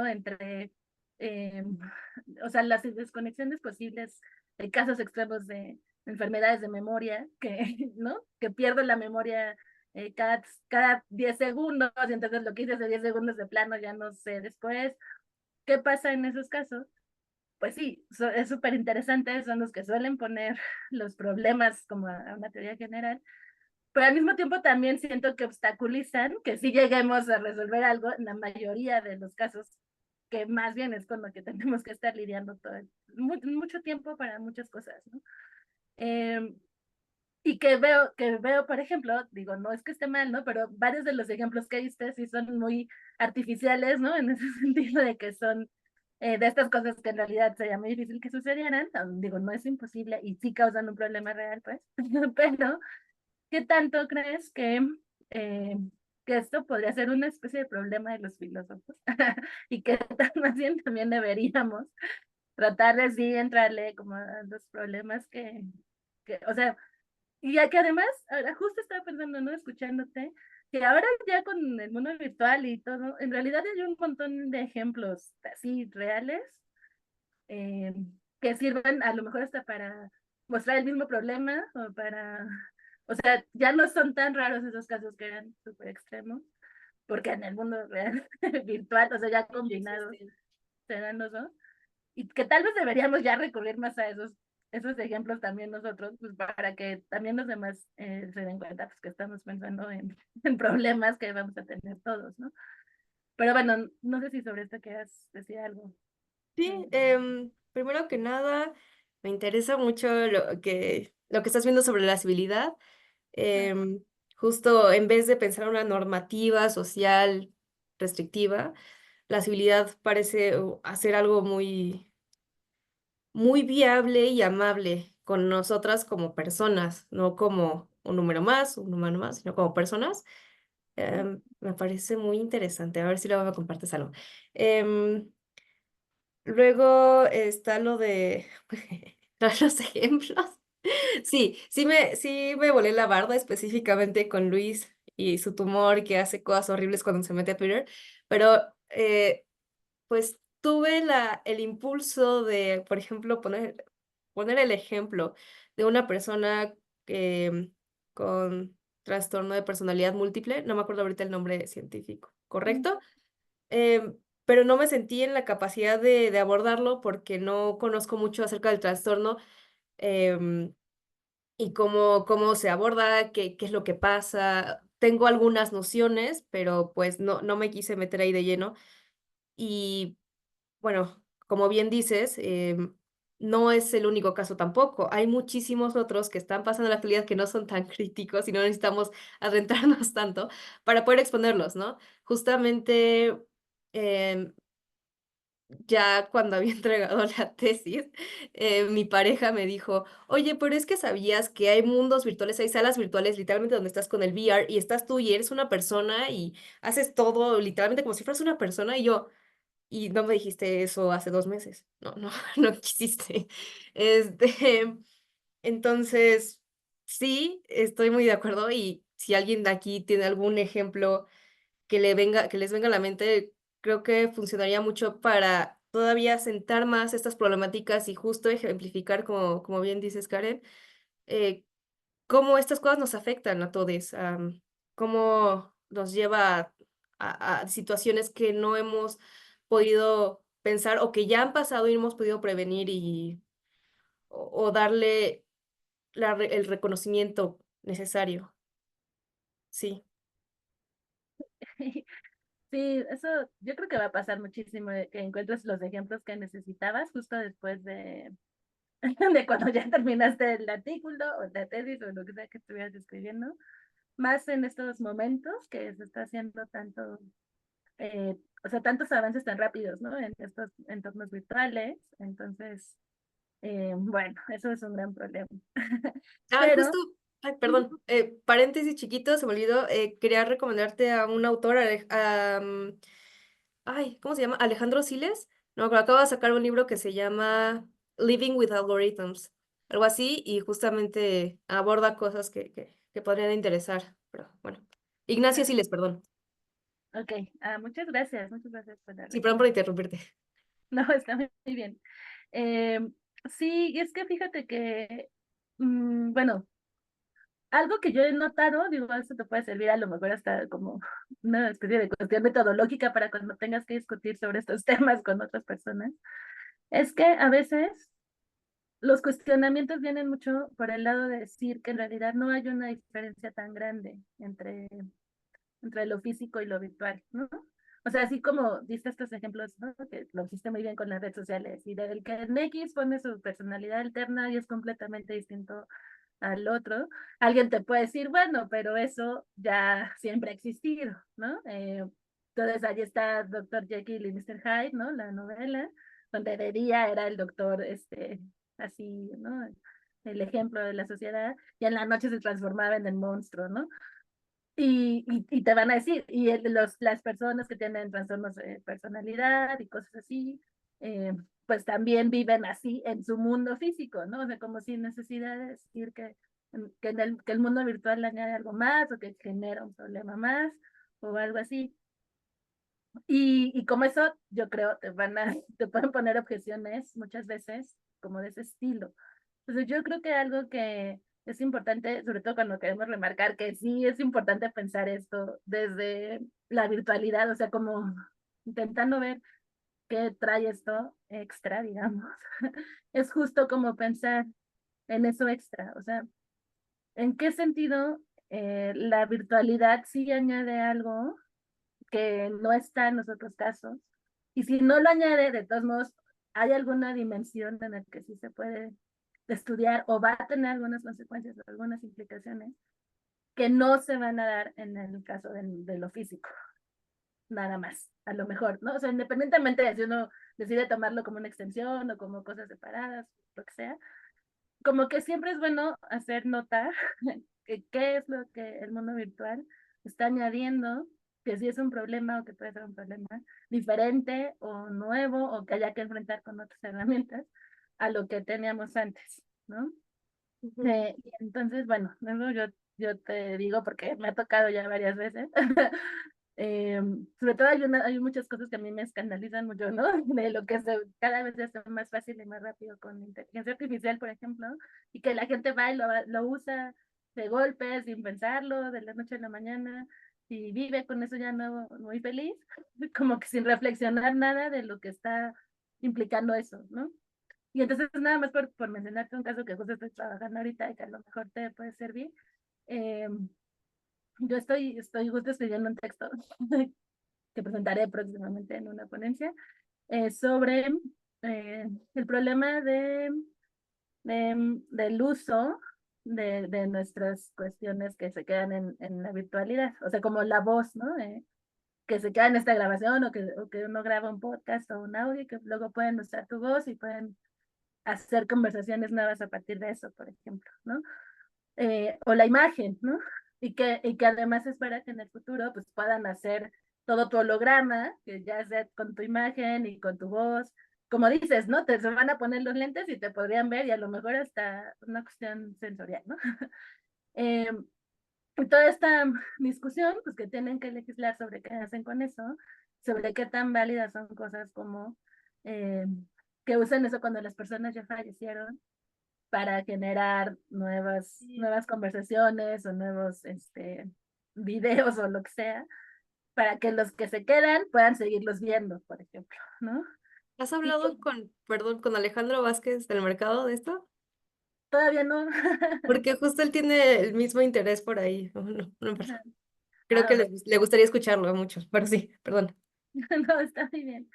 Entonces, por ejemplo, justo estaba viendo que algunos de investigadores que están pensando en esto también estaban viendo si se podía hacer para legislar y para resolver ciertos problemas, como una especie de política como la que se hace en la donación de órganos, por ejemplo, ¿no? De que cuando las personas se mueren y los órganos, si todavía funcionan, que se pueden donar a otros, como si se podría hacer una política análoga a eso con esto, ¿no? Y entonces, por ejemplo, hay quienes piensan que sí se puede, que puede ser algo similar. Pero precisamente ahí es donde yo te decía, esto de pensar, bueno, pero ¿qué añade lo virtual a este tema, no? Y entonces, en este caso, por ejemplo, a mí me parece que un problema que hay es que un órgano biológico, físico, tiene ciertos límites determinados por esa biología, ¿no? Y por esa parte física, que no existen en el caso de lo virtual. O sea, con mi voz pueden hacer infinitas grabaciones diferentes, ¿no? Infinitas combinaciones para hacer conversaciones que no, obviamente no pueden hacer con un riñón que le van a donar a un paciente, a otro paciente, ¿no? Y que, por ejemplo, eso, en ese caso específico, pues ya es algo que podría jugar un papel relevante como para pensar si hay que dejar que se usen o que no se usen, o cómo se tendría que establecer la ley al respecto, ¿no? Eh, porque, por ejemplo, pues este asunto de la identidad, pues se vuelve otra vez muy relevante, ¿no? Porque ese es el problema, esas grabaciones que se hacen forman parte de mí o no forman parte de mí, por ejemplo.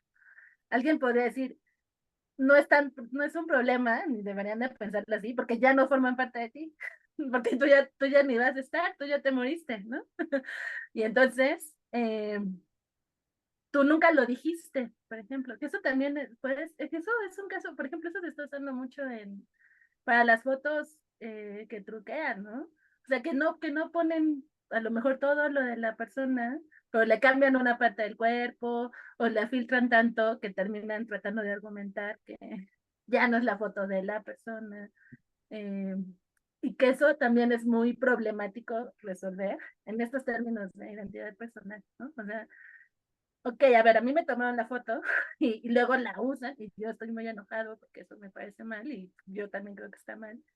Pero si ellos dicen, bueno, pero la cambié, le puse 1000 filtros, le quité cosas y le puse otras, entonces ya no puedes decir que es tu foto. ¿Qué haces en casos como esos, por ejemplo? ¿No? Y es un problema que tiene que ver, si soy yo o no soy yo, que es lo mismo que va a pasar con todo esto que dejamos cuando nos morimos, ¿no? Ujú, sí, justo. O sea, Sí, no, sí, sí, justo es. Gracias por la recomendación. Sí la necesitaba, de hecho me regañaron por lo mismo en mi examen. Me dijeron justo, bueno, no, sí, de hecho tu comentario sobre hacer notar lo que aporta, sí me faltó mucho y creo que sería mejor hacerlo más explícito, porque sí hay cosas, pero las dejé muy al aire, supongo. No las asenté correctamente en las conclusiones, ni siquiera. Me fui. Pero, por ejemplo, retomando lo que dijiste hace un poquito, bueno, cuando empezaste a hablar de nuevo, eh, es justo esta distinción y que parece que no hay una gran diferencia entre lo virtual y lo físico, hablando en términos de identidad. Parece que realmente son cosas muy específicas, muy detalladas que podemos distinguir a partir de la virtualidad. Y pues estoy muy de acuerdo con esa concepción. Em, Mi única excusa, mi justificación de pecadora es que no sabía por dónde empezar, no sabía cómo empezar a abordar el tema y dije, bueno, pues hay que hacer una distinción, ¿no? Yo creo que finalmente eso aportó justo a la discusión de, bueno, ya sabemos que por ahí no, porque pues no es correcto hacer una distinción tan tajante o hablar de un término de identidad personal totalmente diferente solamente que se aplique en la identidad, sino más bien vemos estas cosas y podemos em, pensar alrededor de ellas cómo poder adaptar el concepto de identidad personal con las cuestiones que nos interesan, políticas, jurídicas, sociales, y ahondar en ello para hacer de ello un concepto que funcione, que sea funcional, que no sea un concepto de papel en el que nada más decimos, bueno, pues es que, pues ya, la identidad personal solo eres tú y tú sabes quién eres tú, que no sea así como pues, de papel, sino que sea algo en lo que sí la gente se pueda apoyar para generar justamente este tipo de críticas, para poder decir, oye, ¿y si soy yo la de la voz? Oye, ¿y si soy yo la de la foto, no? Como cómo se contraponen, cómo puedo decir cuál sí y cuál no, a partir de una concepción que me funcione, que nos funcione a todos de identidad personal, porque pues sí, justo las teorías más clásicas nos dirían, pues no eres tú porque es externo a ti, porque tú no lo hiciste y es como de, ok, sí, pero tiene mis datos, pero está replicando algo que, que es mío, de lo que no me he desprendido. ¿Cuáles son los criterios? ¿Qué hacemos para poder decir sí soy, no soy? Justo es una gran discusión. No se va a resolver pronto, o no creo. Pero vale la pena mucho pues tomarla de las riendas, empezar a apropiarnos de ella y poder pues abogar por nuestros derechos digitales en ese aspecto.